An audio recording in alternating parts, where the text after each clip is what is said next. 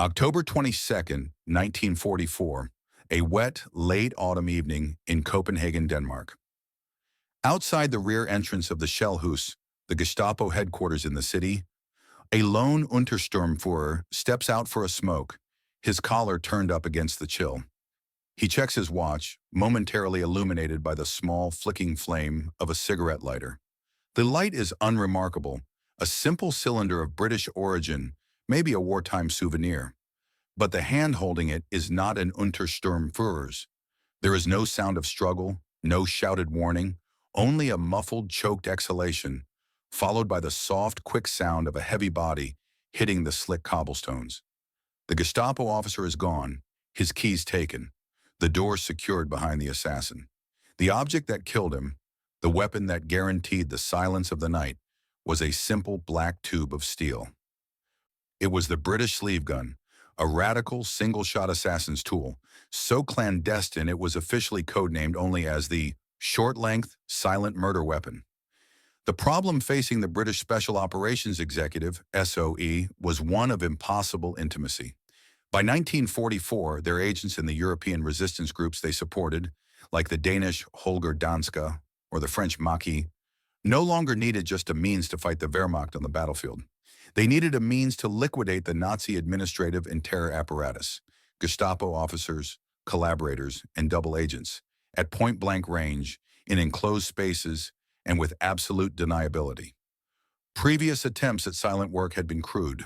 The heavy, integrally suppressed de Laisel carbine was effective, but was a rifle, cumbersome for urban action.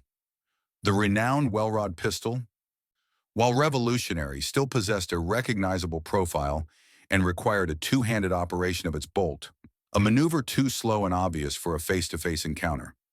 They needed a weapon that could be fired from the point of contact, a tool that was both completely concealed and instantly lethal. The Inner Services Research Bureau, Station 9, the SOE's secretive engineering arm near Welwyn, turned the problem over to designers like Hugh Reeves. Their final, terrifyingly minimalist solution was essentially a deconstructed Welrod, stripped of everything but its core lethality. The weapon was a smooth, simple steel cylinder, approximately 9 inches long and less than 2 inches in diameter. Chambered for the 32 ACP 7.65mm cartridge, a round inherently subsonic and therefore quieter than the 9mm Parabellum, it was a single-shot, manually loaded firearm. There was no pistol grip. The weapon was designed to be fitted with a loop and worn up the operative's sleeve, the recoil being absorbed by the user's forearm and bicep. Its trigger was a tiny recessed stud or switch, designed to be actuated by the thumb or a quick flick of the wrist. The technical brilliance of the sleeve gun was its integrated suppression system built into the tube itself.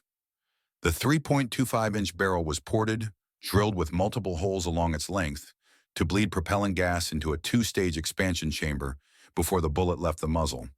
This gas bleeding reduced the gas pressure dramatically, robbing the discharge of its characteristic muzzle blast.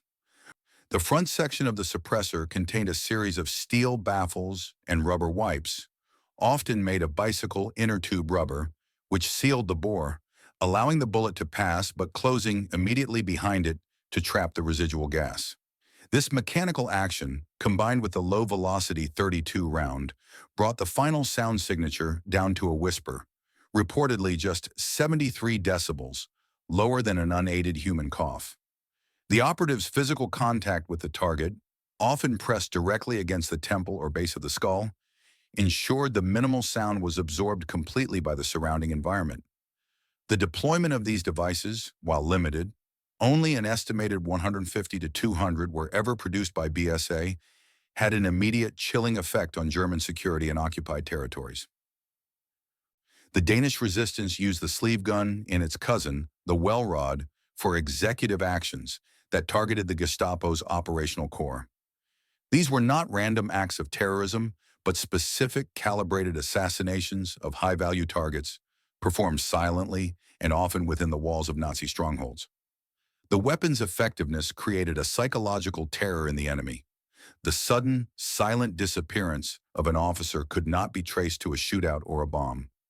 It drove home the terrifying truth that security measures, walls, and patrolling sentries offered no true protection.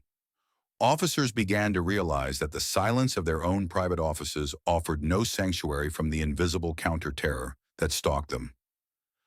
The sheer simplicity of the sleeve gun's design, a mere tube with a small, knurled cocking knob, was its operational triumph. Loading was a conscious, slow act of inserting the round and securing the bolt, ensuring no accidental cycling or noise. Compared to the American high-standard HDM silenced pistol, which required careful handling to prevent the slide from creating noise, the British design was slow, certainly, a manually operated bolt action for a single shot, but it was virtually silent, which was the sole metric that mattered. Following the war, the weapon was immediately classified. Its existence and specifications were tightly held by the British, and through early technology sharing, the American Office of Strategic Services, or OSS. Though production ceased, the technical principles of the sleeve gun and the well rod, particularly the ported barrel and the wipe-style suppressor, formed the foundation for decades of special operations weapons. This seemingly innocent piece of metal tubing, disguised by its lack of a handle and its minimal form, was a pure distillation of SOE's mission, a silent, surgical instrument for the most difficult political warfare. It remained a testament to the fact that in the shadowed war of intelligence, the most sophisticated weapon was often the one that made the least noise.